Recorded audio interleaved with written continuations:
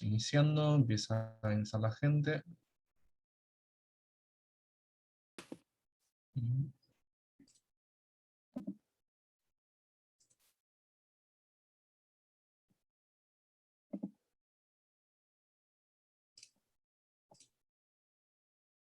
Y ya estamos en YouTube. Muy buenas tardes a todos, muy buenos días también, y muy buenas noches, con los distintos usos horarios en todo el mundo. Vamos a dar comienzo a la clase magistral sobre el rol de los parlamentos en un mundo en constante transformación, previo a darle lugar al director de la Escuela de Gobierno de la Universidad Austral, que va a realizar la apertura. Quería explicarles simplemente que tenemos interpretación simultánea, español-inglés e inglés-español. Así que les sugiero a todos que miren a su derecha, donde van a ver un mapamundi, y allí podrán elegir las opciones de inglés o español, e inclusive tienen la posibilidad de apagar un sonido de fondo para escuchar 100% el idioma de su preferencia. Así que sin más, le damos la palabra al doctor Alfonso Santiago. Muy bienvenidos a todos. Adelante, Alfonso, por favor. Muchísimas gracias, Juan. Muy buenas tardes aquí en la Argentina, a cada una y a cada uno de ustedes. Como director de la Escuela de Política, Gobierno y Relaciones Internacionales de la Universidad Austral, es para mí una enorme alegría poder estar presentando hoy ante la sociedad el Centro Internacional de Estudios, Investigación y Perspectiva Parlamentaria, CIDEIPP en sus siglas en español, que forma parte central de nuestro proyecto de la Escuela de Política, Gobierno y Relaciones Internacionales. La Escuela de Política, Gobierno y Relaciones Internacionales se define como una aliada estratégica de los distintos niveles y de los distintos órganos de gobierno de nuestro país y de la región de cara a tres objetivos fundamentales. El primer objetivo es la mejora de la calidad institucional, de modo que gradualmente nuestras democracias vayan perfeccionando sus instituciones y vayamos realizando ese sueño de ser realmente un Estado constitucional de derecho. Junto a esa mejora de la calidad institucional, queremos colaborar activamente con los distintos niveles de gobierno para tener una gestión de calidad, tener políticas públicas de calidad que produzcan bienes públicos de calidad y accesibles a todos. Y finalmente, queremos estudiar y aportar para que la Argentina y los distintos países puedan tener una adecuada inserción en nuestra región y en el mundo global. Y de cara a estos tres objetivos fundamentales que tiene la Escuela de Gobierno, poder crear este Centro Internacional de Estudios, Investigaciones y Perspectiva Parlamentaria es algo que está plenamente alineado con esa misión nuestra. Queremos trabajar con los congresos, con las legislaturas provinciales y locales, con los consejos deliberantes, de cara a esos tres objetivos: la mejora de calidad institucional de los poderes legislativos, la mejora de la calidad de gestión mediante una legislación realmente basada en la evidencia, con regulaciones que satisfagan los estándares científicos que hoy nos piden, y no hacerlo esto de modo aislado, sino plenamente insertados y creando una comunidad entre todos los poderes legislativos de nuestro país y de la región. De algún modo, el gran desafío que tienen los parlamentos y los poderes legislativos en el siglo XXI es esta mejora de la calidad institucional, de la mejora de la calidad de gestión y esta articulación entre ellos para transmitirse esas buenas experiencias y ayudarse a mejorar sucesivamente o progresivamente su desempeño para servir mejor a la sociedad. Esta creación del centro, de algún modo, no es algo, diríamos, repentino, sino que tiene una prehistoria. Desde hace unos años atrás, nosotros venimos trabajando en el Programa Internacional de Diplomacia Parlamentaria, la diplomatura en Diplomacia Parlamentaria. Desde hace tres años pusimos en marcha la diplomatura en Derecho Parlamentario, y junto a eso hemos realizado un número importante de investigaciones, todas las cuales ustedes las pueden consultar en la página del Centro Internacional de Estudios, Investigación y Perspectiva Parlamentaria. Hemos ya realizado 4 libros que acabamos de subir a la página, que allí están. Por lo tanto, queremos hacer investigación queremos hacer docencia y queremos hacer transferencia especialmente orientada a la mejora de la calidad institucional y gestión de los parlamentos. No solamente nos hemos mantenido dentro de esta docencia e investigación, sino que hemos hecho extensión a través de jornadas tan importantes como el diálogo entre ciencia y parlamento, con la participación de Peter Gluckman, presidente de la Red Internacional de Asesoramiento Científico Gubernamental, de Marga Soler, joven líder global de los foros económicos mundiales, y de quien hoy nos acompaña, Gabriela Cuevas Barrón, presidente honoraria de la Unión Interparlamentaria. También hemos organizado una jornada sobre las novedades del derecho parlamentario en el Congreso de los Estados Unidos, con la participación del doctor Alfredo Vítolo. Y también una jornada de técnica legislativa en derecho comparado, nada más ni nada menos que estuvo a cargo de la doctora Piedad García Escudero Marqués, jefa del Departamento de Estudios Jurídicos de la Secretaría General del Congreso de Diputados del Reino de España. Es decir, que este centro, esa calificación de internacional, lo tiene, diríamos, en base a los antecedentes que nosotros hemos estado realizando en los últimos años. De algún modo, hemos tenido lo que aquí se dice, ¿no? La función crea el órgano. Hemos primero tenido actividades, y una vez que tenemos actividades, las hemos encuadrado dentro de este centro internacional que queremos que de aquí en adelante pueda organizar numerosos proyectos de investigación, proyectos de educación y de formación tanto de legisladores como de funcionarios parlamentarios, y también actividades de extensión. Y queremos ser un referente en estos temas, tanto a nivel nacional como a nivel regional y a nivel global. Y es muy importante, y esto lo estamos viendo, cómo estamos llegando, porque tenemos inscriptos en esta primera reunión con participantes de Alemania, de Brasil, de Chile, de Canadá, de Cuba, de Ecuador, de El Salvador, de España, de Estados Unidos, de Grecia, de Italia, de México, de Países Bajos, de Portugal, de Qatar, del Reino Unido, de Gran Bretaña e Irlanda del Norte, de Suecia, de Venezuela y de Uruguay. Por lo tanto, de algún modo, estamos ya llegando no solamente a los referentes nacionales, sino también a referentes regionales y también de otros lugares. No puedo sino agradecer mucho el trabajo de estos años, particularmente de Mariano Palacios y de Juan de Dios Cincunegui, para poner en marcha todos estos, y también la cooperación muy activa que hemos tenido, el acompañamiento de la Fundación Hans Seidel, que permanentemente nos ha ayudado en estas actividades que hemos realizado. Por lo tanto, es para mí un enorme alegría y un enorme desafío la presentación en este centro, de este centro en la sociedad, poder hacerlo hoy con esta fantástica conferencia inaugural a la cual vamos a asistir, y decir tal vez que o recordar aquello que decía Heidegger. Heidegger decía, solo lo que comienza es grande. Es decir, porque parece ser que en el primer momento donde uno enuncia los distintos proyectos, tiene esa posibilidad de soñar a lo grande, de pensar a lo grande. Después la realidad a veces ajusta todos nuestros sueños. Yo me animaría a desafiar a Heidegger, de modo tal de que no solo lo que comience sea grande, no solamente lo que se enuncia sea grande, sino que también sea de calidad cada una de las actividades que organicemos. Esto es un centro abierto a todos los referentes nacionales, regionales e internacionales, para que colaboren, para que intercambiemos las mejores experiencias, los mejores estudios, de modo tal de que los parlamentos, los congresos del siglo XXI estén a la altura de los desafíos, de las demandas sociales crecientes de los ciudadanos. Nosotros desde la universidad, que es un espacio de diálogo y de intercambio de experiencias, de estudio, de formación de líderes parlamentarios, queremos contribuir a esto.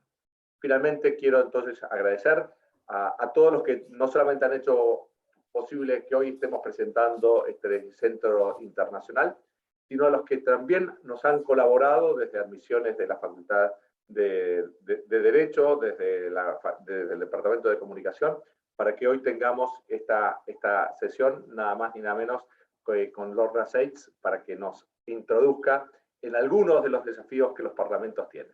Bueno, sin más, le devuelvo la palabra a Juan de Dios para que podamos comenzar ya la exposición de Lorna.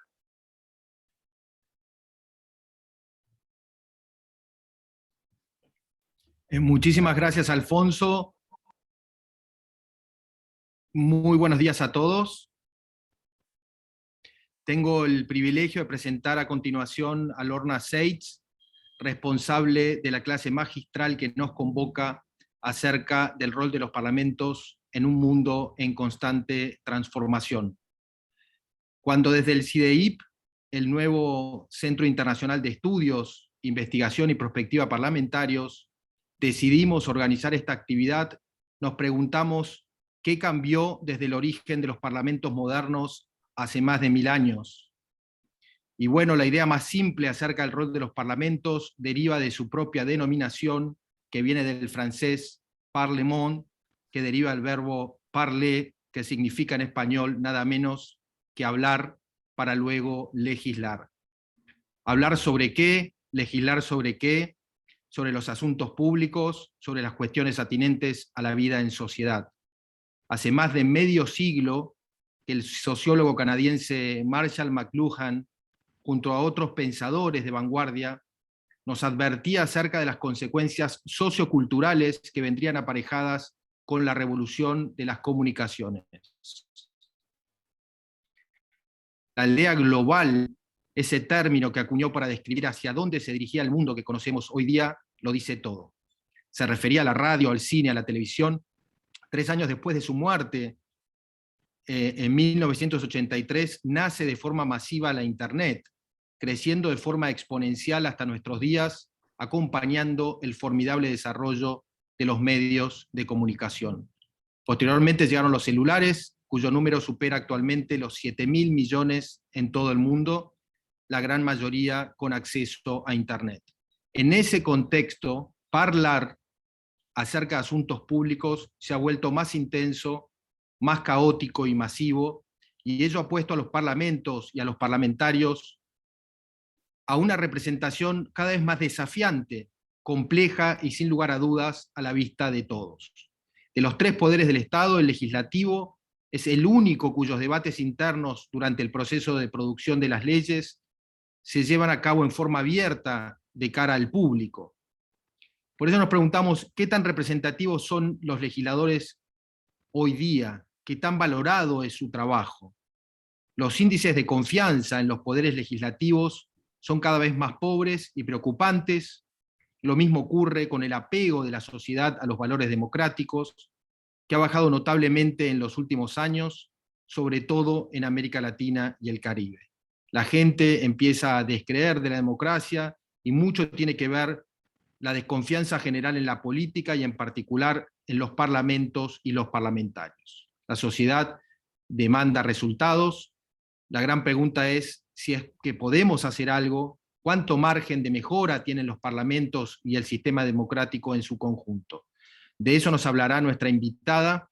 Tengamos en cuenta que la pandemia produjo estragos en todo el mundo y que ahora viene una etapa de reconstrucción de las instituciones y de preparación inclusive ante eventuales futuras pandemias. ¿Será posible que nuestras instituciones emerjan mejores? ¿Estamos preparados para enfrentar los desafíos que vienen? La política debe tomar nota y estar consciente que vivimos en una sociedad golpeada que intenta superar una etapa de encierro, de penurias y de confusión generalizada. Tal vez sea el tiempo para una revolución de soluciones concretas. ¿Con qué fin? Con alcanzar, aunque sea los objetivos de desarrollo sostenible en los que todas las naciones del mundo, agrupadas en la Organización de las Naciones Unidas, parecen converger, al menos en términos formales. Fin de la pobreza, hambre cero, salud y bienestar, educación de calidad, equidad de género, agua limpia, energía no contaminante, trabajo decente, crecimiento económico, reducción de las desigualdades, paz, justicia y seguridad, e instituciones sólidas. Veremos qué sucede vivimos en tiempos de profundas transformaciones. Voy a presentar con esa introducción a nuestra invitada especial. Lorna Seitz es experta en el desarrollo de leyes, de políticas y de programas transformadores. Tiene más de 20 años de experiencia en el desarrollo de políticas, análisis legislativo y reformas institucionales. Se especializa en facilitar procesos colaborativos de resolución de conflictos, promover el compromiso cívico con los procesos de supervisión y formulación de políticas y establecer sistemas para abordar problemas complejos. Ha desarrollado cientos de proyectos de ley e informes junto a legisladores, a funcionarios gubernamentales, a representantes de la sociedad civil y a profesores universitarios, así como planes de estudio para universidades y academias de servicio civil en 3 continentes y más de 40 países. Fue coautora de una serie de libros sobre diseño de políticas basadas en evidencia, evolución legislativa y reformas institucionales. Lorna imparte cursos universitarios sobre legislación, políticas y procesos democráticos. Sus intereses son democracia digital, deliberativa y dialógica, los ODS que mencionábamos y los derechos humanos, la regulación de algoritmos, las leyes que contribuyan a la reducción de las inequidades y situar a la legisprudencia dentro de las ciencias sociales. Lorna tiene un doctorado en jurisprudencia de la Universidad de Boston, una maestría en Derecho Ambiental por la Facultad de Derecho de Vermont y una licenciatura de la Reed College. Es cofundadora y presidente de Legis, una organización sin fines de lucro creada para aprovechar el potencial de la tecnología del siglo XXI para superar las barreras al desarrollo de políticas y leyes inclusivas, receptivas y sobre todo basadas en evidencia científica.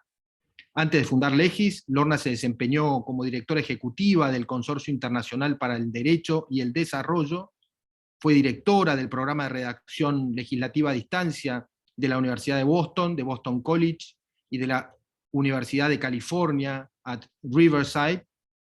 Fue también miembro del grupo de trabajo ADR para la Agencia de Protección Ambiental de los Estados Unidos e investigadora invitada por el Instituto Oceanográfico Woods Hole. Trabajó también para el USAID y el Departamento de Estado de los Estados Unidos y para la Organización de las Naciones Unidas en carácter de experta senior en género, en resolución alternativa de disputas, en evaluación de impacto y en fortalecimiento legislativo. Antes de darte la palabra, Lorna, quiero aprovechar para enviar mis saludos a tantos colegas y amigos que veo conectados, con quienes seguramente tendremos la oportunidad de intercambiar opiniones durante el segmento para comentarios, preguntas y respuestas que moderará nuestra gran amiga Gabriela Cuevas Barrón, que por supuesto forma parte de nuestra institución. Ahora sí, Lorna, el piso es tuyo. Te escuchamos con mucho interés. Okay, thank you, Juan. I'm honored to be here today, and I'm really looking forward to seeing how your center evolves and hopefully being able to participate in the activities. So I wanted to, follow up on Juan's introduction by talking about how parliaments can help chart a path to a better future. So law is the means by which society instructs the government which problems to solve and how to direct social and economic resources to achieve policy objectives. So unfortunately, we can't do everything at once. So the members of parliament have to identify the key problems and then develop a prioritized agenda, clarify the objectives, because if you don't know what you're trying to achieve, you don't know if you're successful in achieving it. Develop situationally suitable proposals to achieve those objectives, conduct ex-ante legislative assessments of the potential solutions, propose amendments to the bills that have been introduced where needed to ensure that they have a high likelihood of actually transforming problematic behaviors, and establish monitoring and evaluation frameworks. So the Parliament has a large role to play in ensuring that laws are effective and can be implemented. Now, the first bite of this overall project that I wanted to take on was this question of how you identify which problems you should solve and then how you prioritize those. So since we can't do everything at once, we need to prioritize the key problems and put them into a legislative agenda. There are obviously multiple strategies for doing this. The two most common strategies are reactive and ad hoc. So I want to talk a little bit about those. And hopefully those aren't the strategies you have, either of them, but since they are the most common strategies in the world, I wanted to introduce them. So reactive strategy is reacting to a problem that elicits protests or receives a lot of immediate coverage. Now, that sounds like a responsive democracy in some ways, right? However, it can result in disjunct lawmaking efforts where lawmakers come under pressure to enact laws really quickly. So rather than doing what we were talking about in the introductions here and taking the time to conduct research so you can have evidence-based laws, what winds up happening is that laws just are kind of thrown on the books. Frequently, there's a hurried adoption of laws in these situations, and sometimes the laws that are adopted literally say nothing. I have worked in countries where the legislature adopted verbatim a version of the existing law just in order to make people happy because they acted quickly. So that's a problem. Quickly drafted laws can also conflict with other existing laws. So rather than improving the situation, they can wind up making the laws, the body of law in general, complicated, changing definitions of terms in other laws potentially. Or being reactive simply can mean that you are acting too late to avoid the worst aspects of a problem. So with that, we can kind of think of climate change. If we waited until everybody on the planet was deeply concerned about climate change, it might be too late. So with some issues, it is important to think forward, to look forward, and to get ahead of it. So reactive lawmaking has some distinct problems. The other approach we're likely to see is the ad hoc approach. And this is when policymakers are basically addressing the problems that appeal to them. So the question is, which problems are going to appeal to the policymakers and the members of parliament? It can be issues that they're going to get a political payoff on. So it's good if the issue they're focusing on is something that a large number of voters are demanding that addresses significant interests they're facing. However, it also can be questionable. If the lawmakers are specifically responding to the concerns of their biggest money donors, that can be a problem. It can result in a more divided and polarized electorate. Or if they especially decide on addressing issues in order to distract the public from issues of great importance. Another thing that policymakers might do is address problems that they are familiar with in their personal life. Now, that doesn't sound problematic again, but the problem is that lawmakers typically are in a different situation than the majority of the public, and in a situation that is fairly similar to the other members of parliament. So if they are sequentially addressing the problems that affect them and their closest family and friends and their colleagues, they probably are just progressively addressing issues that affect a small portion of the population over and over and over. And what that can do is it can wind up aggregating wealth in the hands of a few because their issues are being addressed and the issues of other people are being overlooked. In this case, probably because they are not aware specifically of the facts that confront other people. So that's another issue. The approach I would like to recommend is proactive approach. And this was already alluded to again in some of the wonderful introductions. when we talked about the Sustainable Development Goals. So the proactive approach involves monitoring on legislative impacts to see how the existing laws are working and what progress you're making to obtaining objectives like the Sustainable Development Goals or the objectives that are outlined in your national plan. This strategy assures sustained attention to addressing certain types of problems and accomplishing specific objectives. It can also increase the likelihood that effective incentives will continue to, initiatives will continue to receive funding despite changes you might have in your administration. So it has that sort of consistency impact that otherwise can get lost. Since most countries are committed to achieving the Sustainable Development Goals and do have national plans in place, they already have really broadly defined default policy objectives. However, the legislature has a very key role to play in realizing those objectives. On the most basic level, the Parliament needs to identify why problems such as food insecurity, poverty, health, and gender disparities persist, despite prior and existing efforts to solve those problems.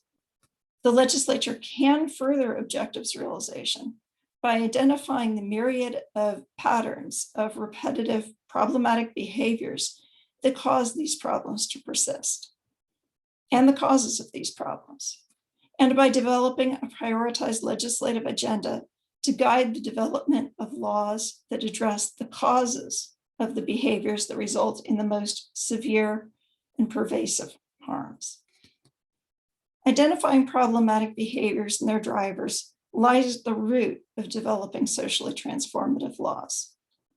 At Legis, we tend to use collaborative systems mapping as a tool for organizing our knowledge on how social institutions operate and for developing testable hypotheses about the pervasiveness of the behaviors identified as problematic.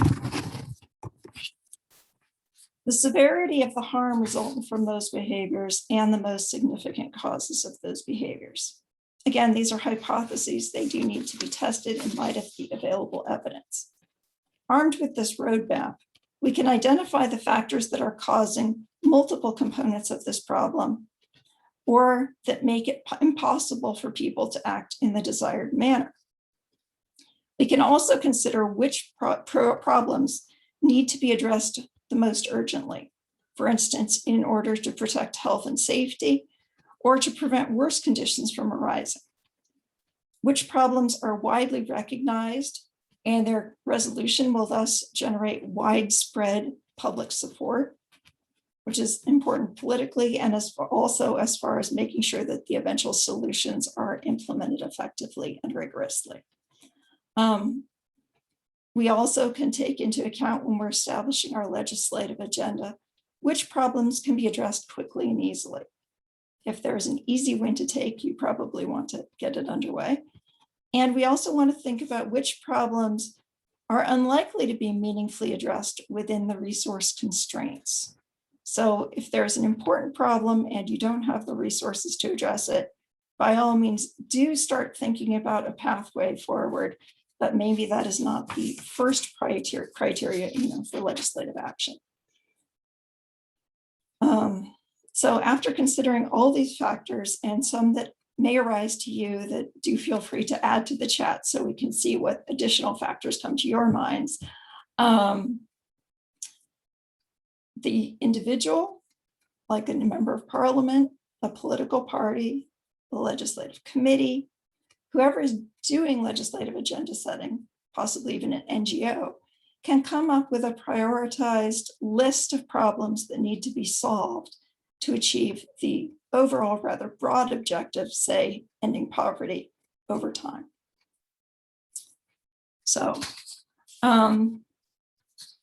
that is the basic approach I'm going to introduce right now in terms of legislative agenda setting. As I said, we do tend to use systems mapping, so it is a a larger approach, but I am trying to abridge things greatly to stay within the time constraints we have here. Okay, I wanted to also introduce a scientific method that we use for legislative development. This was initially devised by Ann and Robert Seidman, who are professors at Boston University. It's based, though, on methodology of John Dewey for problem solving, which is also in turn based on the scientific methodology. So I tend to think of this as a version of the scientific method that has been applied to the field of law and legislation. So again, our goal here with legislative development is not to create a document full of legal language, but to develop a behaviorally transformative solution and to formalize a realistic implementation strategy.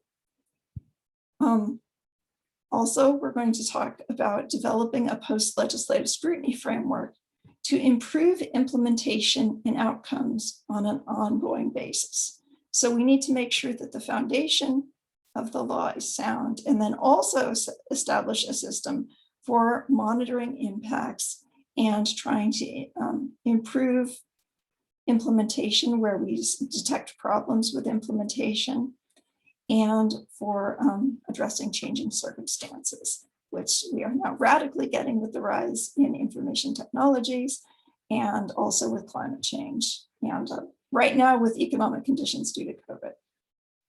Okay, so how do we design laws to solve social problems? First, we need to understand whose and what behaviors are causing the problems. Then we need to identify why people are doing what they are doing in the face of the law. Legislative's approach to law development, recognizing that people's and civil servants' actions are caused by a wide variety of factors, including legal factors, environmental factors, capacity constraints, socioeconomic pressures, and their ideology. So in order to prove effective, a law must address the causes of these behaviors. So the first thing we look at is what are the problematic behaviors? Second thing we look at are what are the causes of these problematic behaviors? Third thing we'll look at is how do we develop a solution that addresses the causes of these behaviors?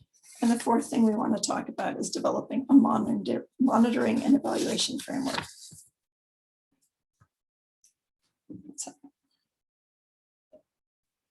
So as an example of how this works, and I'm going to go through this really quickly because we're just going right through this portion of the talk. I'm sorry, was there a comment that there's a problem with my microphone? No, it's okay. Okay. Funciona perfecto, ¿eh? I'm sorry. Trying to present and read in Spanish at the same time is not so simple, sorry. Okay, so one example of how this works, if you were looking at a behavioral problem, we might be concerned about civil registration. So parents may be failing to report a birth. There are a series of causes of that, you know, rules that might not be clear on who is supposed to register a child, so that would be a problem with the law. Opportunity, maybe the new mother can't leave the home because they're in recovery from giving birth, so they can't go to some distant location to do the registration in person if that's what's required. Capacity, they may simply be too busy and then eventually forget about the requirement if they knew about it. Fourth, they might not know they have any duty to report. There might be a fee to register, so there might be an incentive. There are lots of different reasons that we can think of why a parent might not report a birth. Again, these would be hypotheses that we would have to test on the basis of evidence. So if we were thinking about how do we address this problem, we would want to come up with solutions that address each of those factors. So as an example, if the primary problem was they didn't know they were supposed to report the birth, they did not know of their legal obligation, then the solution logically should be some form of awareness campaign, right? So they know the solution should logically address the cause of the problem.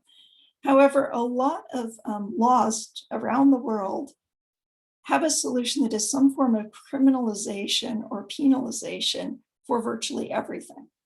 So if the solution here was they're not reporting a birth, so we are going to levy a fine against them, or maybe there already is a fine and we're going to increase the penalty, that is not going to change their behavior if the reason they didn't register is because they didn't know they were supposed to. So this is basic logic, right? And one thing that I think is very important is to map your law's theory of change. So what are we trying to address? Which behavior do we ultimately want to see transformed? Why do we think that behavior is happening? What is the solution that addresses that cause of the problem? So this is a theory of change that we will see in all good laws, all laws that work. It's hidden usually. And it's important to map it because later that tells us what we can look at in terms of if we're trying to identify indicators of is the law working, we're going to look towards are children being registered? We're going to look towards are the people who are the subject of this particular law, so in this case, the parents, are they changing their behavior? And we're going to look at is the communication program, again, in this instance, actually being implemented? So those types of things. So you're going to be monitoring for various aspects of the theory of change, seeing if they're happening. If we only had a communication program, that was our entire theory of what was causing the problem, and behaviors still didn't change, we would know that that was either not part of the explanation for the cause of the problem or it was insufficient. So we know we had to change the law. Okay, so sometimes I use the term logical nexus when I'm talking about this and evaluating whether a proposed legislative solution is logically designed to address the causes of the problem. So you'll be hearing that term again, probably. That's why I bring it up. Okay, so I want to talk about, so we now have talked about how you identify key problems or the importance of doing so, the importance of having established a legislative agenda that is addressing the largest problems in your society in a systematic and prioritized manner, and about how you might go about thinking about developing a bill that is likely to work, to be effectively implementable, and to change the problematic behaviors. So now I want to talk a little bit about ex-ante-scrutiny of bills. So how do we assess them and what do we do after we've made that assessment? Now, in a lot of parliaments, especially if you're a member of the governing party, you might feel pressured to just vote for whatever bill your party introduces. In some parliaments, the bills are incredibly long and you literally will not have time to read the bill before you do vote. We get bills in the United States that are thousands of pages. And even if we give the lawmakers a week, the chances of them doing a deep dive into really reading the bill and understanding exactly how it works on their own are fairly minimal.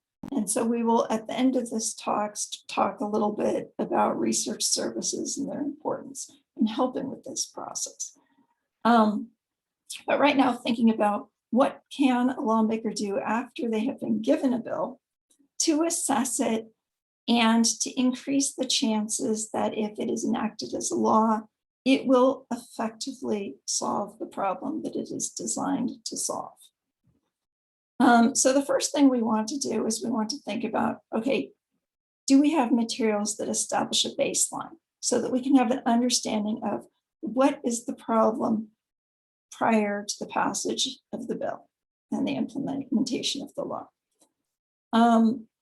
This is important, again, when we get into post-legislative scrutiny. We cannot know if our law has been effective if we do not know what the situation was prior to the law's enactment. So we do need to make sure that there is a baseline understanding of the problem here. During the ex-ante scrutiny process, we need to consider the impacts of changing circumstances.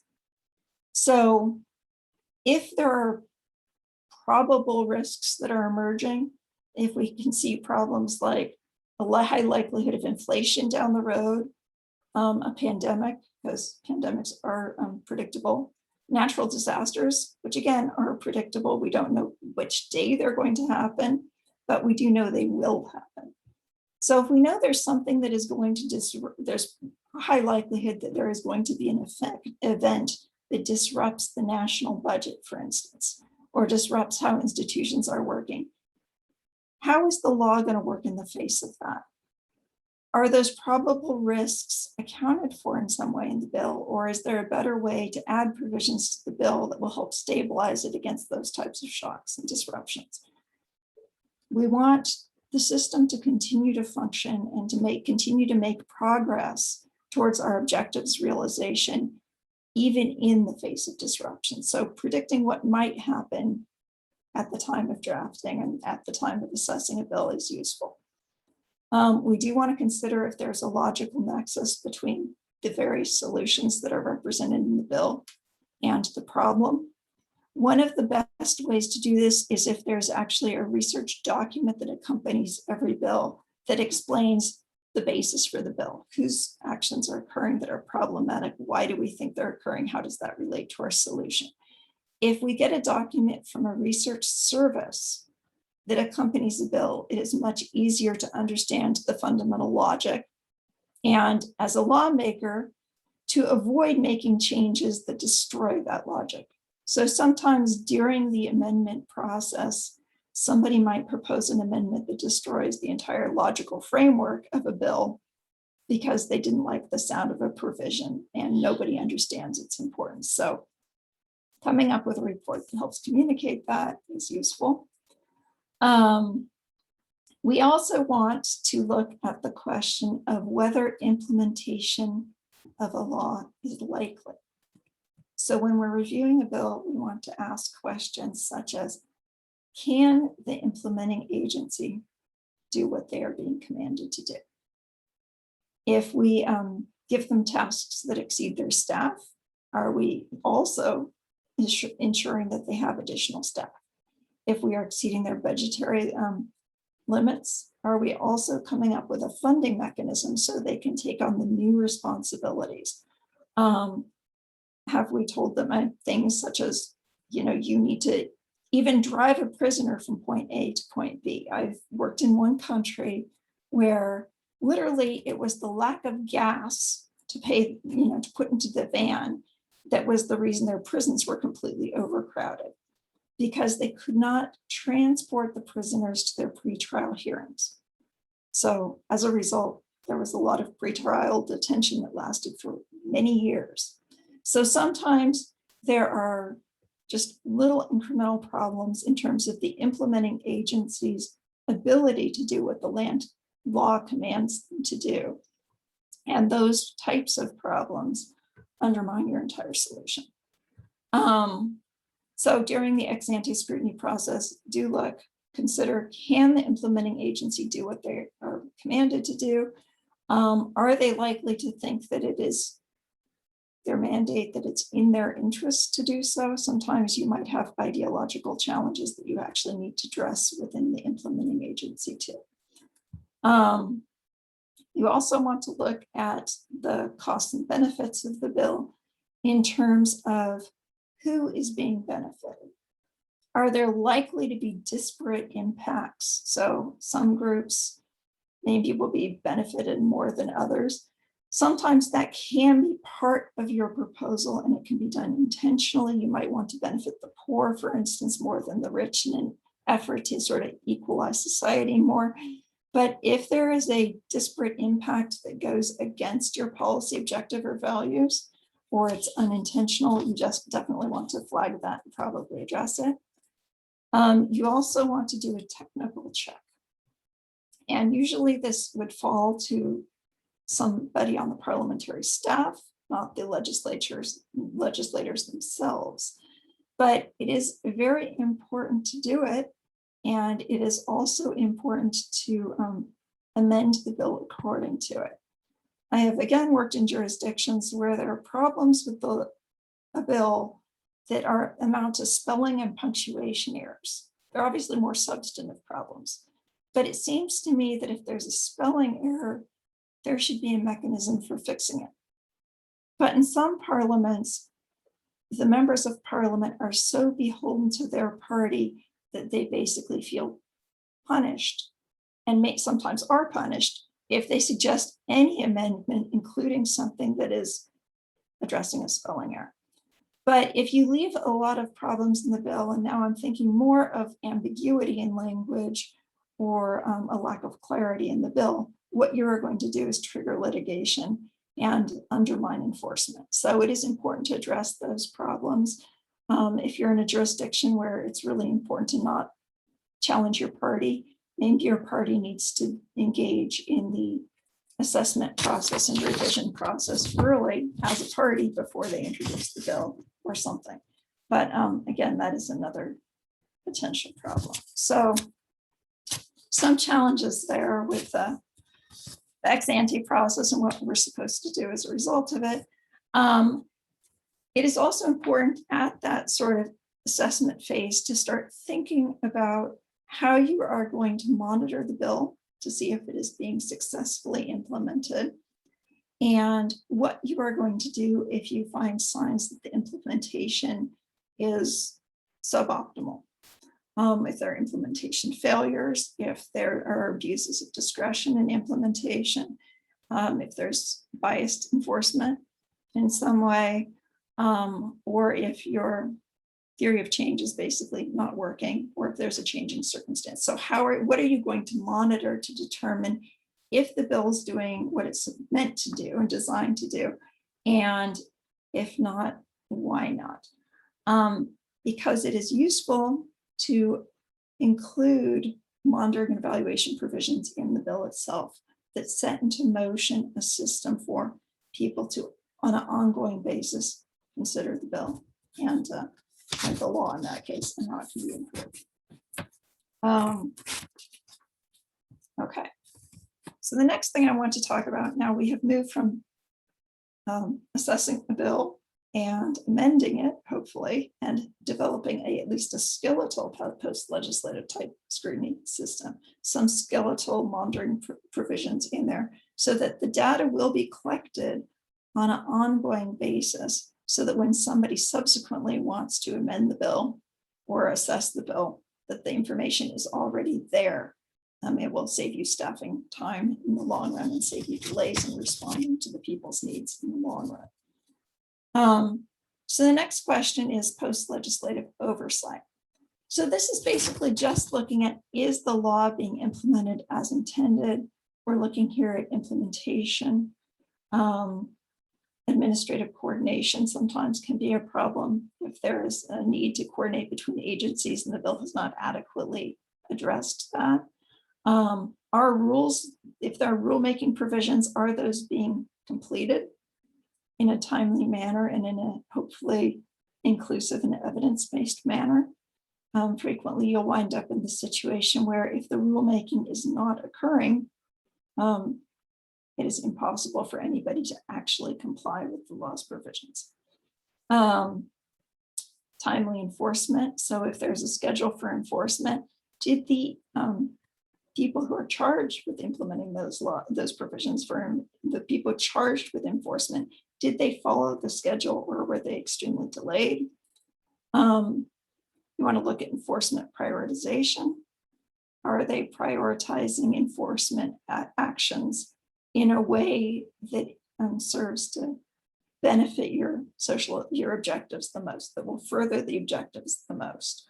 As a drafter or a member of parliament, you do want to include criteria that they will follow when prioritizing actions like enforcement and procedures they will follow. But are they following them? And if you did not include criteria, if you're going back and assessing an older law and there were no criteria to guide enforcement, are their enforcement prioritization decisions optimal? Because if not, you want to probably go back and amend the law, write new law that deals with that and make sure that they're acting in the socially optimal manner. You also want to oversee implementation for evidence of corruption. So if people are literally acting in a way that is prescribed by the law, and for judicial burden. Are any of the provisions resulting in excessive litigation? Again, this is a sign potentially that there's something wrong with the drafting. So it is frequently, in the case of judicial burden, it frequently arises from ambiguities in the law, conflicts between different provisions of the law, those types of issues. Okay, so I also want to talk a little bit about post-legislative scrutiny. It is a process for identifying and addressing the implementation gaps, failed programs, and equity concerns like disparate impacts. But it also is something that enables the legislature to demonstrate that laws actually solve problems. So I think Juan mentioned the problem that a lot of parliaments around the world are currently facing with low approval ratings and people becoming very, I guess, disinclined to trust and support parliaments. If you do good scrutiny of your bills, if you say this is what we're trying to achieve with this, and then you have a way of monitoring it and demonstrating on the basis of reliable, fairly solid concrete evidence that the bill is achieving what it was designed to achieve, and you communicate this to the people, hopefully with a clear dashboard or something that simplifies everything a lot. That process can increase the sense that there is a purpose for what the parliament is doing and that it is effective. Part of the problem is if you don't communicate your wins to the people, they have a way of forgetting why a law was passed in the first place. So for instance, in the United States, most of our environmental laws were passed, or a whole lot of them were passed in the early 1970s, I believe in 1972. Before they were passed, our rivers were burning. Before they were passed, our air was really hard to breathe. It was highly polluted. After the passage of the Clean Air Act and the Clean Water Act, those problems were severely diminished to the point where 50 years later, people sometimes wonder, why do we have all these regulations? They're not pressing concerns anymore. Now with air quality, people are now again concerned because of climate change, but with water quality, I think some of that concern dissipated after the biggest part of the problem was addressed. But of course, the only reason that our rivers are not burning today is because the law is still in force. So it is important to make sure that you tell the story of why it's there, how it operates, and that it is being successful and that it is still important if it is. Okay, so talking a bit more about post-legislative scrutiny. There are different ways that you can trigger one of these post-legislative scrutiny processes. You could draft in your bill, or you could draft actually an overall law that says for laws of certain types, after they've been in force for 3 years, 5 years, whatever interval you want to say, we are going to conduct a review to see how it is working, a post-legislative assessment. Now, you probably do not want to require scrutiny of every law and every provision of every law. It could require an exhaustive amount of labor.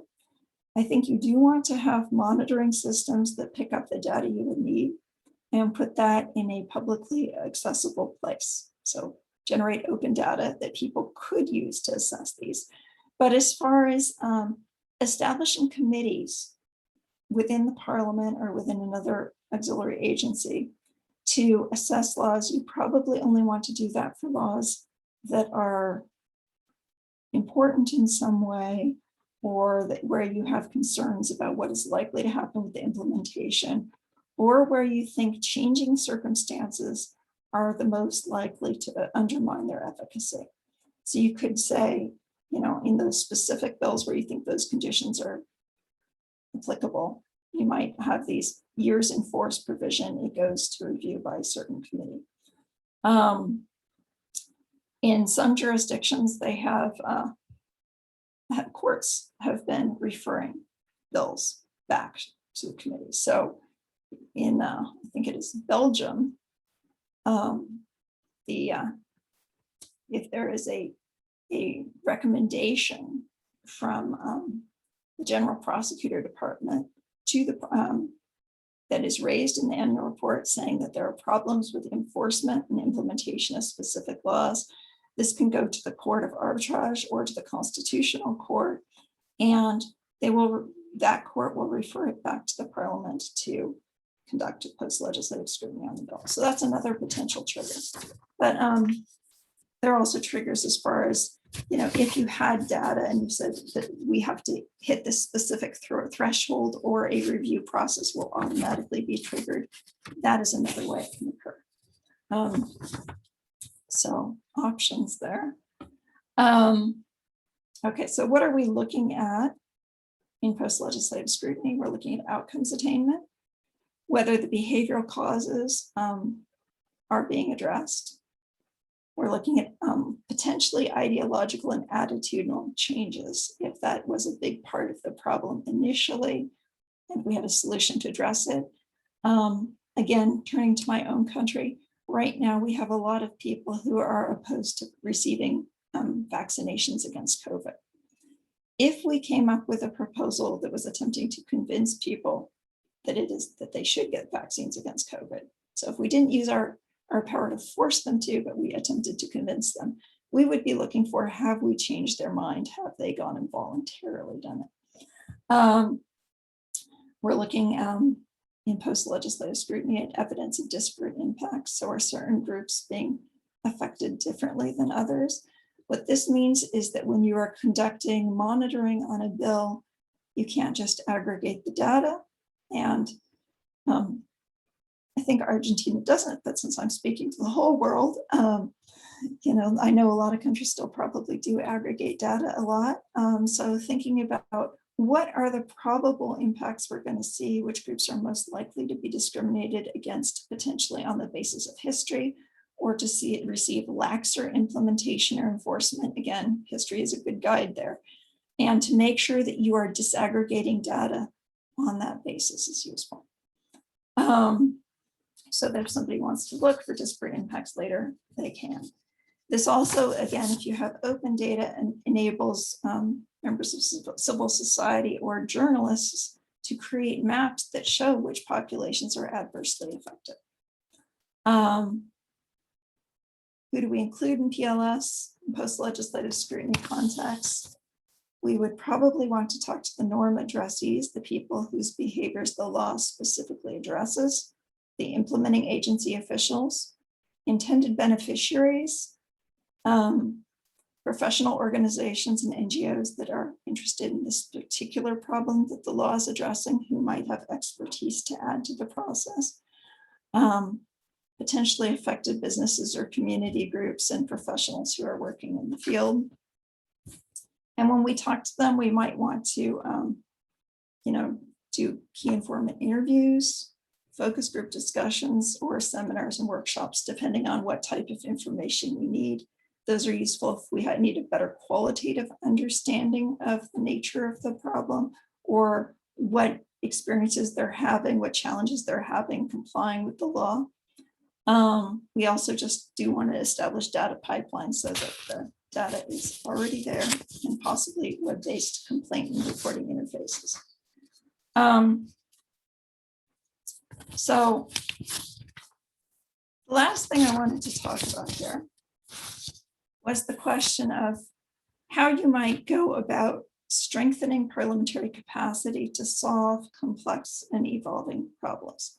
So how you transition from a reactionary or ad hoc system to an evidence-based system that will progressively realize objectives and adapt to changing circumstances. This requires institutional capacity and it requires legal structure. So I guess I wanted to see what thoughts you had about what steps you might take with regard to these questions. So, what you might do to expand Parliament's capacity to have the relevant research and facts at the MP's disposal, when you are developing policy proposals, assessing policy proposals, things like that, it typically requires a research staff. So I was wondering if there were any concerns there. And I know we have a lot of countries, so I'm not quite sure how this discussion is going to go. What legal changes you might want to make also in order to facilitate post-legislative scrutiny and sort of embed those types of processes into your current parliamentary procedures. It might require change of law. And I think that now as we emerge from the pandemic and are willing to take on a more active role as parliaments in thinking about how we can improve our societies going forward, that this might be a good time to start thinking about which procedures might we want to change to make sure that we have a better ability moving forward. So thank you. And I guess I open the floor to questions now.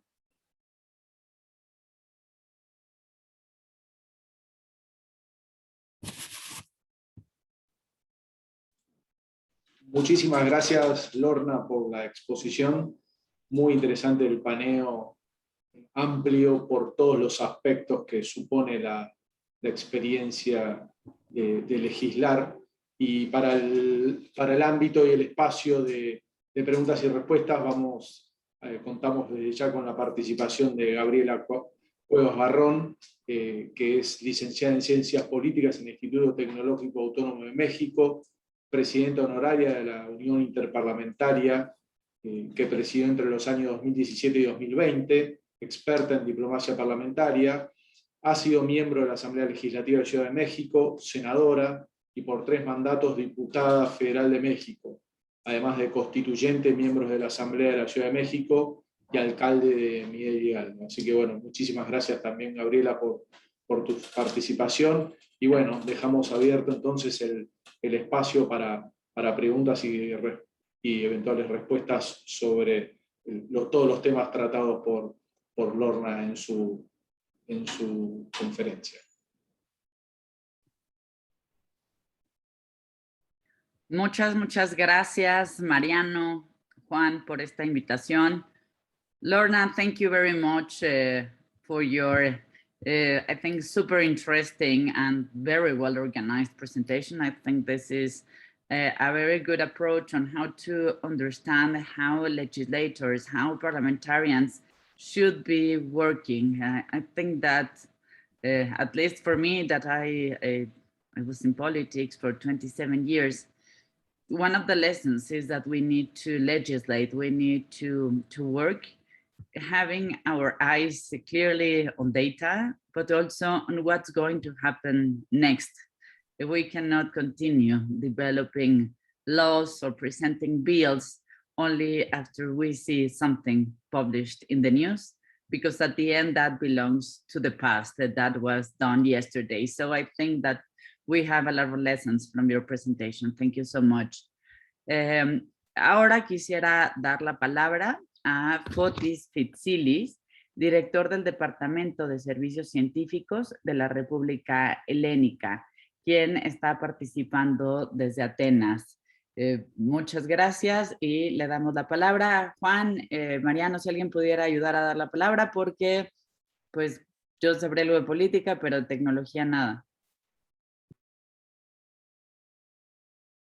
Muchísimas gracias, Gabriela. ¿Estás ahí, Fotis? Yes, I am indeed.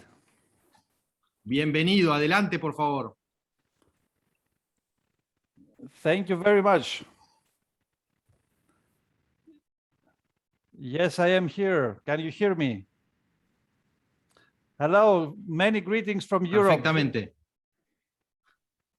Many greetings from Europe. It's a very big pleasure to watching this masterclass again, to taking part and to hearing to excellent colleagues like Lorna and the Argentinian colleagues speaking about the institution we all love and we would like to see to flourish and develop in a way that it deserves. I would maybe want to differentiate a little bit from what we have heard till now about the strategies to develop the parliamentary institutions or the representative institutions per se.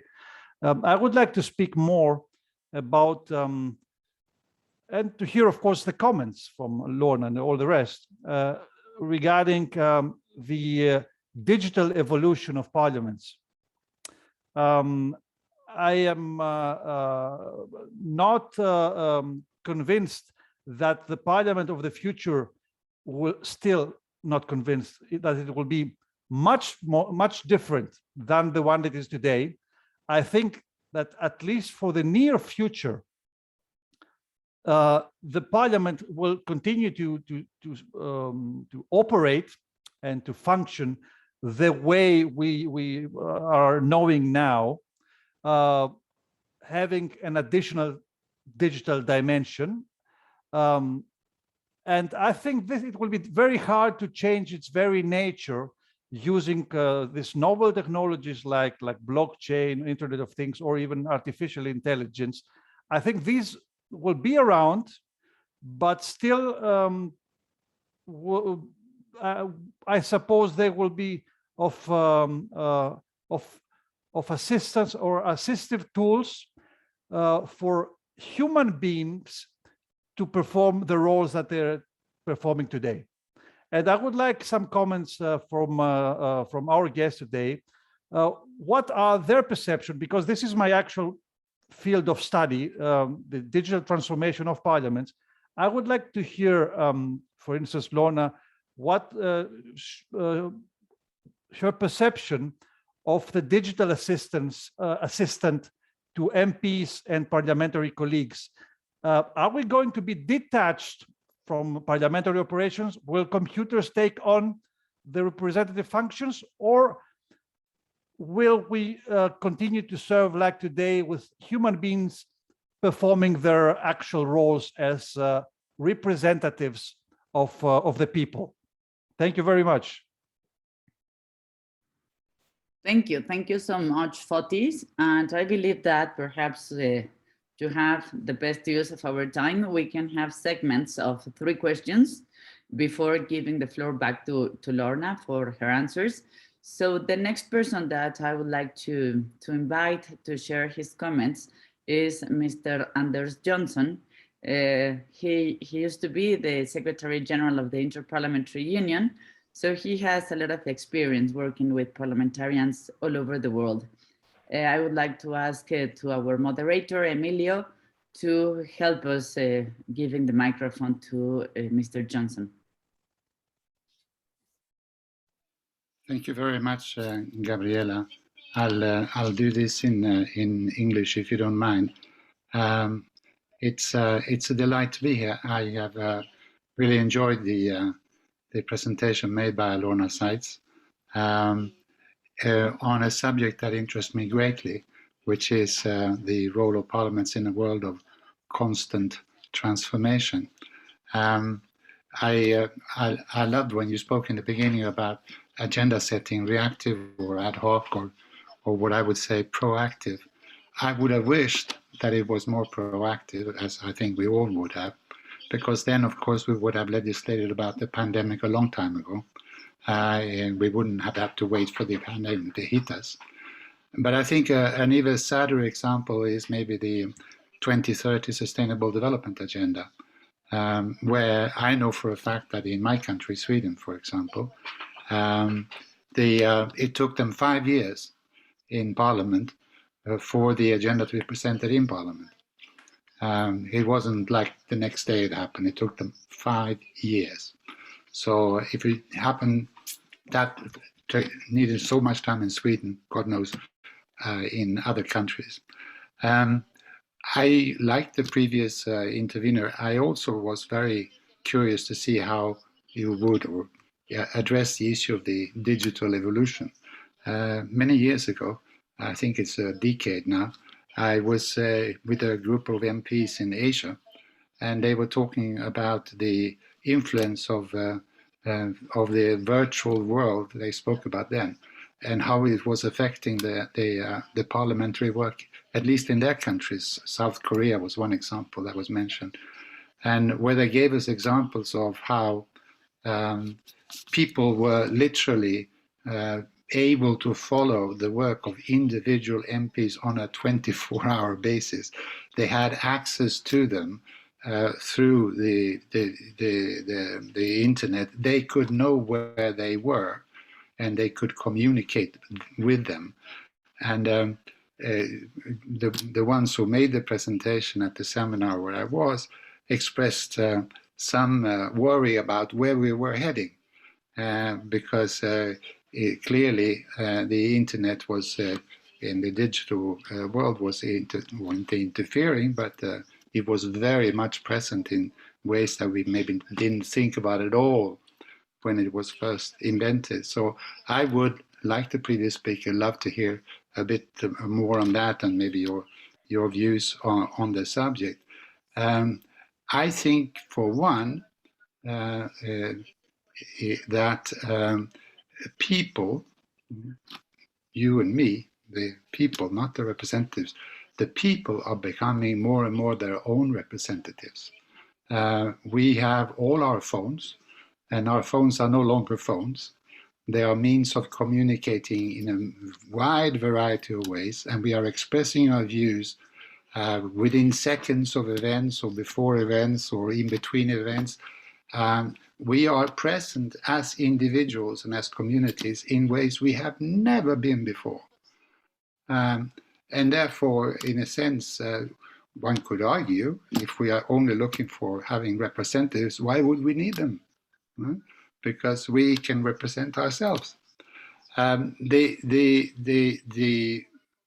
What you see in a number of countries, and I guess my own is no different from others, is that the MPs, they themselves spend a lot more time on social media and on communicating in ways they never did before, which, for an old-timer like me, makes me ask the question, do they have time to listen anymore?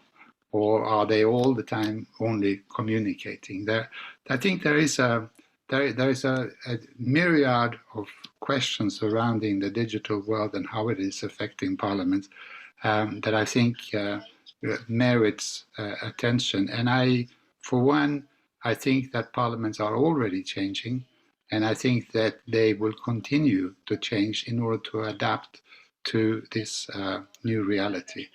And then just, if you allow me, since I have the floor, one last comment, because I've heard this many times, that there is a growing, they say growing, disenchantment of people with the representatives, with their legislators, etc., that they are not performing.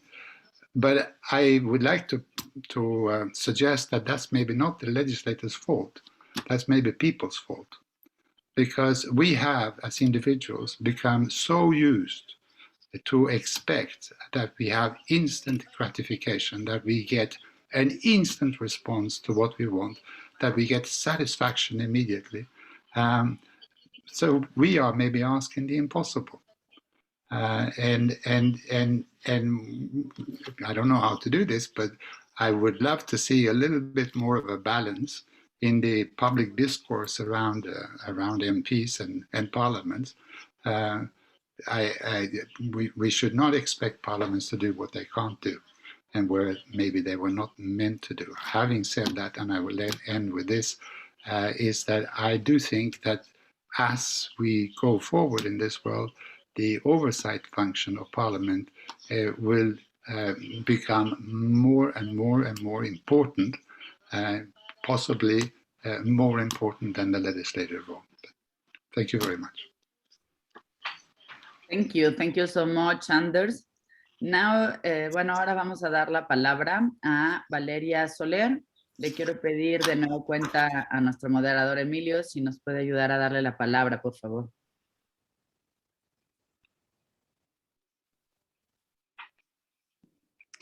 ¿Se escucha? Hello, thank you very much. It's been a real pleasure to listen to this presentation of Lorna. I'm flattered about it. It's really interesting. My question, it's most connected to the practical application of this problem-solving strategy that she has explained. In our team, as I belong to the team of a senator in the parliament. So I'm very much interested in how to apply the problem-solving strategy and the methodological strategy that she has explained to our daily working routine. So I would like to ask about, as far as I understood, and tell me please if I'm wrong, you use the problem-solving strategy to determine priorities. Once you have determined the priorities, you need to use methodology and then a research method in order to gather data in the process of making a law or a bill. So is it possible for us in the team, without having a committee in the parliament devoted to data gathering, to implement some methods, some traditional methodology, and then some data gathering methods in the process of our elaboration of laws, for example, I don't know, context analysis or some qualitative or quantitative methods, while we are implementing our daily routine in the elaborations of law? Or do you think it's better to have like a specialized committee at the parliament in order to data gathering? And lastly, I would like to ask that I'm listening to someone else, I'm sorry, but lastly, I would like to ask if it's possible to consider that digital world and the digitalization of parliaments, for me, it's closely connected to this methodology, because if we need to gather data, we really need to go towards digitalization, because most of the data gathering methods are connected to digitalization. So my last question would be maybe applying methodology finally to our legislation methods implies also the necessity to go towards the digitalization. That's all. Thank you very much, and it was a pleasure to listen to your presentation. Thank you very much, Valeria. And well, now we have a lot of questions in our chat that I would like to read. They are in Spanish, so I will read them in Spanish. La implementación de un análisis previo o el escrutinio post-legislativo requieren de estructuras fijas dentro de los órganos legislativos, fuera del propio poder legislativo, o es mejor dejarlo librado a que cada legislador lo haga por sí mismo. ¿Cuáles son los mecanismos para garantizar la imparcialidad en los análisis, informes, investigaciones que sirven de insumos para los legisladores? Esta es una pregunta de Mariano. Y tenemos también una pregunta que ha enviado Juan. ¿Se puede considerar que existe un modelo de gestión parlamentaria orientado a resultados? En ese caso, si lo hubiera, ¿qué parlamentos estarían más avanzados en su implementación? Y en el chat de todo este Zoom, de esta conversación, tenemos también otra pregunta que dice, good afternoon, can you mention again the scientific method and its creator that is used for legislative creation? Y después, buenas tardes, quisiera saber la opinión de Lorna sobre la capacitación previa de los candidatos al Parlamento para ocupar sus cargos y la continuación de la misma mientras permanecen en sus cargos a fin de tener un cuerpo legislativo mejor formado. Entonces, vamos a dejar este segmento de preguntas y respuestas hasta acá, pero le damos la palabra a Lorna para que pueda dar respuesta a las preguntas y comentarios tan interesantes que se han hecho en esta conversación. Lorna, you have the floor. Thank you very much. That's a wide variety of questions there. I must say, I really personally like the digital democracy questions, digital parliament questions. Several, I guess, a bit about my personal history. I have been teaching parliamentary strengthening for about 2 decades.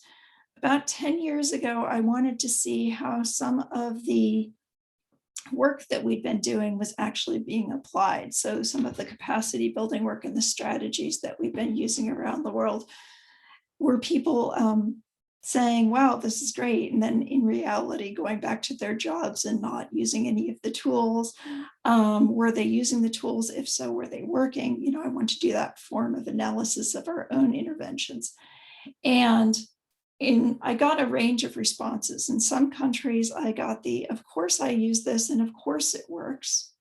Everything's perfect response, which I found a little bit mind numbing. I thought, wow, they must be really good at using this method.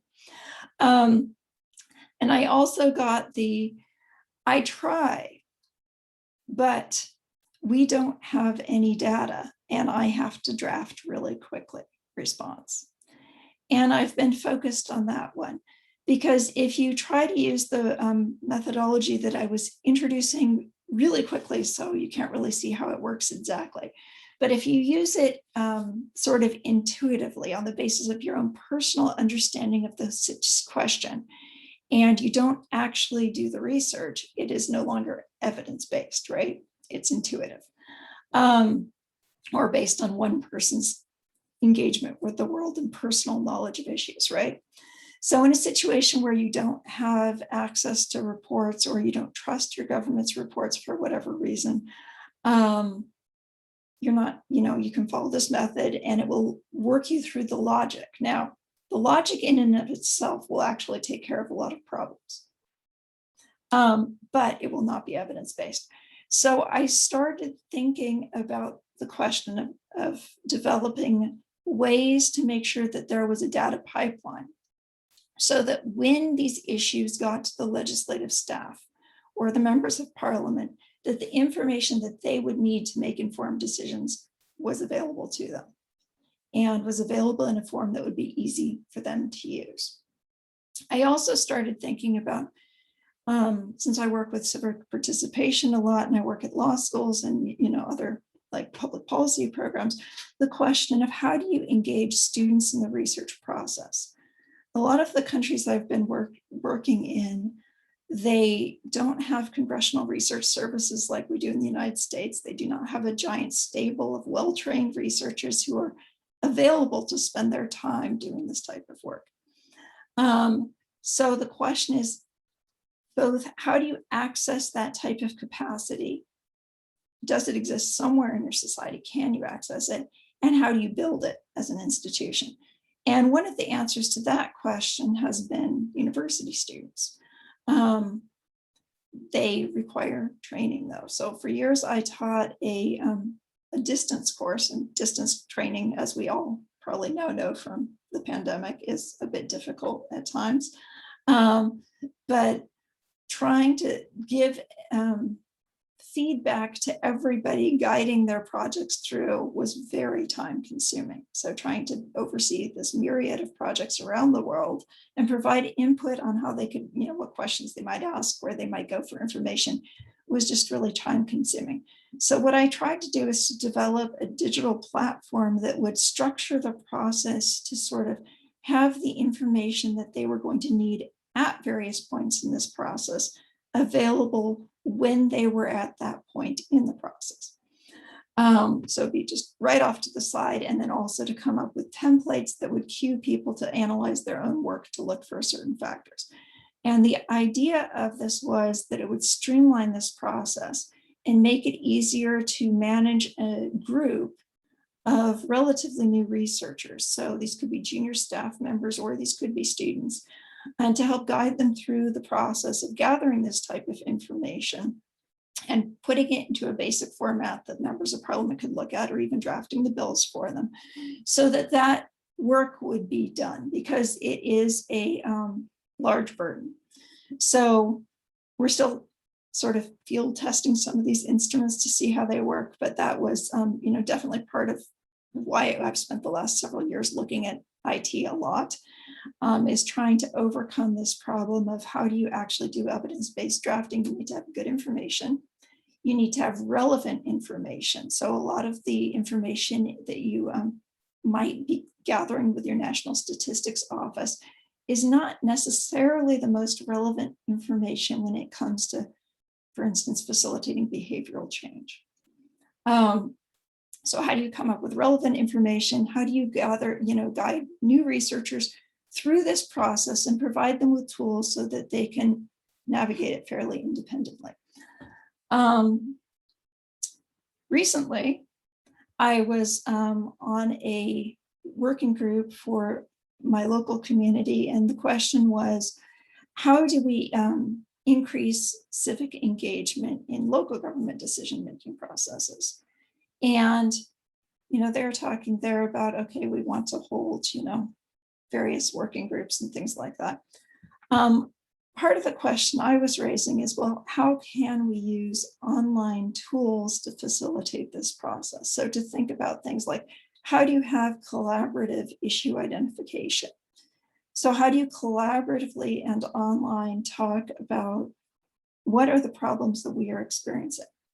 Now, one of the people who just asked a question, and I don't think I was fast enough at taking notes here, but was talking about the role of social media. Social media is obviously a two-edged sword. On the somewhat positive side of social media, we have things like some of the Twitter campaigns. We had Yes, All Women, and in the United States, or I guess globally now, Black Lives Matter. These were two campaigns that managed to elicit a lot of information from people in sort of easy soundbite form about different problems they had personally experienced. And it kind of helps you get the sense of the scope of some of these problems and the nature of some of these problems. That sort of tool also, if you're going to run it through like a natural language processing program, could give you the distribution of where are there, what types of problems are the most pervasive, what behaviors are the most pervasive. So I started structuring for a local government a portal that we could use that is very loosely based on the Citizens Foundation's portal they use for Greater Reykjavik, but that's really more about, well, very loosely based on that.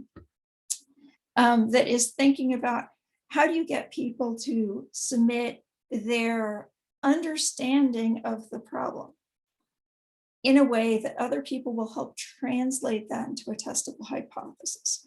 Because what I think that we do, certainly with social media, but just in general, is we have an idea of the way the world works based on our experience. And if something terrible happens to me, I might generalize that to project that it's happening to all of you, right?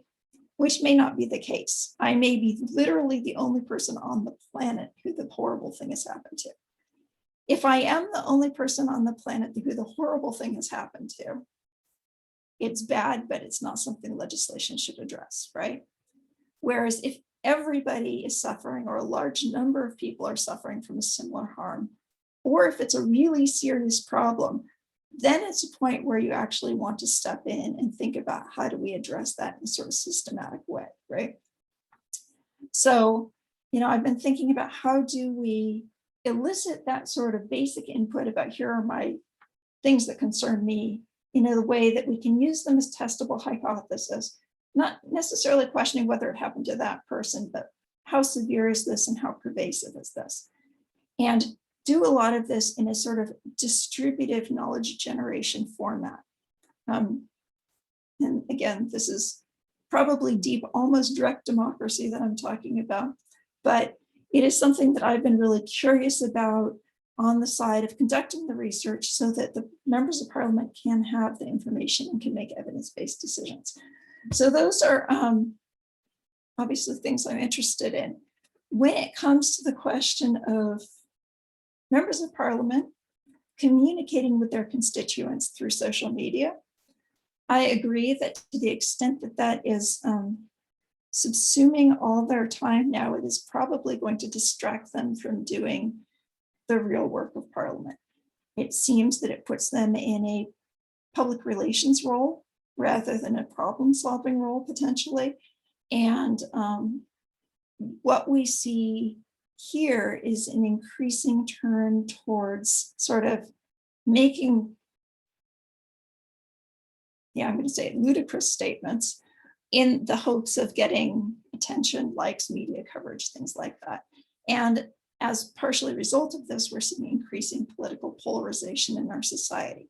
People are also opting into their own sort of information ecosystems and feedback loops, which put them further and further into their camp of people who say things that are the types of things they want to read, which may or may not reflect their experiences. So I think there are all sorts of questions about ways that we can use technology to help break people out of that, where we can give them a media feed of essentially verified information that maybe won't challenge their perspective, which would be the equivalent of, if I want to know basic background of an issue, maybe I want to do the equivalent of looking at Wikipedia, right? Or scholarly journals, or something from the government, something that for some reason I think is maybe pretty neutral in many ways. But then after I look at that thing which is neutral, which for me would probably be my own political perspective, plus things that actually were neutral are going to appear neutral to me. I would also want to look at the perspectives of people with radically different experiences that, again, in some way had already been verified. So I'm not talking about crazy people who are making stuff up, but people who just live in different fact patterns or worry about different things than me. And so before I would finalize my policy, I would obviously want to see what they're saying. So to have some ability to tap into different perspective groups. This is almost a distributive corporatist model. So how do we know what the different perspectives are and have them influence our thinking? So a lot of this technology is not currently in existence, or at least used in this particular way. But when it comes to the Parliament of the future, there are certainly a lot of possibilities for using technology in a way that breaks through some of our current technological growing pains and increases its ability to channel verifiable information towards members of Parliament representing different perspectives. We also see projects like Stanford University has been running a deliberative polling project where basically they will conduct the background research on issues of the day. They will get representative samples of the population, and they will bring these basically apolitical citizens in together to go over the compiled information about the issue and debate it with each other. What they are finding is that these groups will wind up maybe with a 50-50 split on their opinions of the issue. And after having actually read the evidence and gone through the deliberative process, they wind up 80-20. So it is sort of another version of Parliament that we could be going towards. And I don't know, as far as predicting the future, I don't know that we get rid of parliaments, but the deliberative polling process is essentially what parliaments were originally designed to do, which is taking issues, looking at them in depth, discussing them with people, and changing their minds or their paradigms or their solutions according to those discussions. It is something that people are generally pretty equipped to do if you give them the right inputs, which again, looks at the research service side or the information generation side. I'm trying to think which many questions I have missed in my run through these really quickly. Okay, as far as mechanisms to guarantee impartiality within the post-legislative scrutiny process. One of the things that is intended to guarantee impartiality is at the front of a post-legislative scrutiny process. I would actually move this somewhat forward to when you're drafting your bill and trying to embed some of this in your monitoring and evaluation system. But if you haven't done this, when you start a post-legislative scrutiny process, you need to identify who's going to participate. And among the participants, you want to have people representing the different affected groups. We kind of quickly ran through that. You want to identify the bill's objectives. So post-legislative scrutiny is not about sort of opening up the political debate again. It is about saying, is this law doing what it was specifically designed to do? So from that perspective, you're going to say, okay, how do we sort of forensically figure out what the specific objectives are here and develop clear indicators. You want them to be as data-driven as possible and as concrete as possible, using potentially smart indicators. So indicators that are very specific, that are measurable. So again, ideally quantitative, that are were achievable at the time. So what we think would have been a reasonable amount of progress for the implementing agency to make within the time frame. Lorna, so sorry to interrupt. We have to close in 7 minutes. So if you can, okay. It was a lot of questions. 2 more minutes, please. Yes, I know. Yeah, they were good questions, I thought. So, so yeah, when you're starting post-legislative scrutiny, thinking about that in terms of how do we develop the group that we're going to view as representative, that's not biased. How do we develop clean indicators that everybody agrees to? If we don't, this is what it's trying to do. If we find this evidence, it proves it was successful. If we find this other evidence, it proves it was ineffective in some way, not successful. And what are credible sources of information? If you outline those things before you begin the research in the PLS process, then everybody has already indicated that they have buy-in to the legitimacy of the answers that come from that research experience. So that is another solution to that, or I guess response to that. As far as, yes, the prediction for the first speaker about whether we will have a digital evolution in parliaments, I think we're already seeing one, but it's not as strong as it could be and as strong as it will be at some point. We certainly can have people participating more in the research process and the policy development process. It's actually not difficult. We can have people doing what I believe Brazil is already doing about submitting their questions for members of parliament in a format that we use natural language processing to pull the top questions at the top of the list. And so that those are the ones that are addressed first, the ones that are most commonly asked. That might take care of some of the problem with the sort of constant social media, everybody asking questions, thinking the MP is on duty 24 hours a day. So I guess I will close with that. Thank you so much. I think this has been a wonderful conference. I believe that we are still benefiting from all these virtual learning. So thank you so much, Lorna.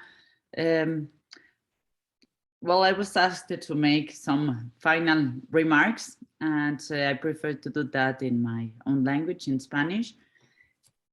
Hoy, por un lado, y ya lo comentaba tanto Lorna como Anders Johnson, tenemos dos partes importantes de la ecuación.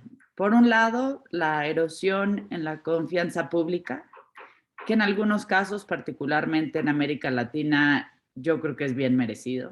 Los indicadores de corrupción, la ineficiencia gubernamental, la falta de servicios públicos, la creciente desigualdad, desde luego traen consecuencias sociales. Y esto ha hecho que la confianza de la gente, como lo había comentado Juan, en la democracia, pero también en las instituciones parlamentarias, sea evidente y me parece difícil de combatir también. Pero por otro lado, también se conversaba sobre qué pasa del lado de los ciudadanos. ¿Los ciudadanos somos capaces de tener mejores políticos? Yo creo que sí. Yo creo que tiene que ver con ejercicios de rendición de cuentas, de participación ciudadana y con democracias mucho más inclusivas. Hablamos mucho de cómo la pandemia puede o ha podido generar nuevos retos para los parlamentos en estos últimos 2 años. Y creo que si bien los retos, muchos de ellos ya estaban ahí, como el cambio climático, la desigualdad, la corrupción, la pandemia llevó para atrás muchos de los indicadores de desarrollo, echó para atrás muchos de los avances en materia de bienestar, ha contaminado más nuestros océanos y nuestros continentes En fin, hay una serie de retos que sí tenemos que enfrentar y me parece que uno muy importante es lo que hemos aprendido también de la digitalización. Durante estos 2 años se aceleraron los comercios digitales, los métodos de enseñanza virtuales, por eso estamos hoy acá. Y también se ha cuestionado mucho las prácticas tradicionales, incluso en materia de salud, y cómo podemos utilizar las herramientas tecnológicas para hacer la salud mucho más accesible para todos. Creo que ahí está uno de los retos. ¿Cómo tomamos la agenda que venimos acarreando y que no hemos sabido solucionar? ¿Cómo incorporamos los retos que ha planteado la pandemia para hacer una recuperación mucho más integral y que tenga bases más sólidas? Una recuperación que todavía no está claro que podamos decir post pandemia, porque pues vemos que en muchos lugares, por el contrario, han incrementado los casos, como en Europa, pero sí tenemos que diseñar cuál va a ser nuestra ruta económica de salida. Si no lo hacemos, la inflación va a seguir siendo la constante en muchos países del mundo y eso va a seguir deteriorando los salarios y el poder adquisitivo de la gente, particularmente de los más pobres. Si no hacemos un plan de recuperación sostenible con una visión muy clara sobre cómo vamos a frenar el cambio climático, pues nuestra siguiente crisis no va a ser un virus, sino un número importante de muertes y de desplazados a causa del cambio climático y de países enteros que pueden desaparecer. Y ahí está también, me parece, una crisis institucional que afecta desde luego y es un reto para los parlamentos. Durante esta pandemia, algunos gobiernos decidieron ampliar sus poderes en detrimento de las libertades y derechos ciudadanos. Algunos utilizan aplicaciones sobre pretexto de monitorear los contagios para estar revisando con mucho más detalle las conductas de la gente, incluso en patrones que pudieran ser considerados como datos personales sujetos a protección de leyes. Y con esto van a venir, insisto, temas que se han acelerado mucho más. Está ya el debate sobre qué va a pasar con estas nuevas tecnologías que conocen más sobre nuestros pensamientos. Toda la información que damos a todos los mecanismos de comunicación que estamos utilizando, desde el teléfono celular, la computadora, las distintas aplicaciones que utilizamos, todo eso habla hasta de nuestros pensamientos. Y hasta ahora solo un país, Chile, ha presentado las iniciativas y ha tenido un debate serio sobre cómo vamos a proteger el libre albedrío, los pensamientos de la gente. Entonces, en conclusión, los retos que tenemos, me parece, para este siglo, son retos que incorporan las tecnologías, que plantean de nueva cuenta la urgente defensa de la democracia y los derechos humanos, me parece, horizontalización de la democracia. Cómo generamos instituciones mucho más inclusivas, mucho más incluyentes, donde todas las voces puedan sentirse representadas. Creo que esta ha sido una charla fantástica, extraordinaria, donde tenemos distintos lados.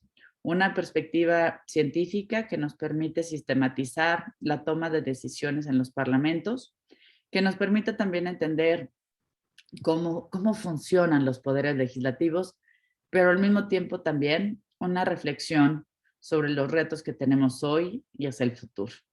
A veces decimos que del pasado solo hay que aprender y hay que tener un ojo siempre mirando hacia el pasado para no repetir los mismos errores. Pero no podemos mantener nunca la mirada en el ayer, sino por el contrario, en lo que podemos hacer hoy y para ser la generación que transforma a este planeta. Yo estoy convencida de que sí se puede. Hay 46.552 parlamentarios en el planeta que pueden hacer esta tarea. Y creo que el centro, los planteamientos que ha hecho la Universidad Austral, el debate y la profesionalización sobre el quehacer parlamentario son una gran iniciativa, no solo para Argentina, sino para toda América Latina y el Caribe, y esperemos, como ya lo hemos comentado en ocasiones anteriores, esto pueda llevarse a todos los rincones del planeta. Muchas felicidades a todas las autoridades de la universidad que están involucrados en este esfuerzo. Enhorabuena, que sea el primero de muchos éxitos. Lorna, it has been amazing to hear you, to learn from you. I hope that we can coincide much more in the future. Muchas gracias a todos. Thank you very much. I think this conversation is only the first step for a lot of homework, not only internationally, but also at the domestic arena. Thank you so much, and I would like to give the floor back to the university authorities. I think you are the right ones to close this session. Thank you so much. Muchísimas gracias, Gabriela. No, simplemente el agradecimiento a Lorna Seitz, a Gabriela Cuevas Barrón y a todos los participantes, Anders Johnson, Fotis Fitsilis, bueno, a todos los que han participado. Hemos tenido también la participación de muchos legisladores de distintas partes de América Latina. Así que gracias a todos, en nombre de la Escuela de Gobierno de la Universidad Austral y en particular del CIDEIPP, aquí con mi colega, el director adjunto del centro, Mariano Palacios. Les agradecemos mucho su tiempo y les deseamos un muy buen resto del día y buen fin de semana. Adiós a todos, nos vemos muy pronto. Muchas gracias. Muchísimas gracias. Hasta luego. A todos. Gracias, Lorna. See you soon. Thank you.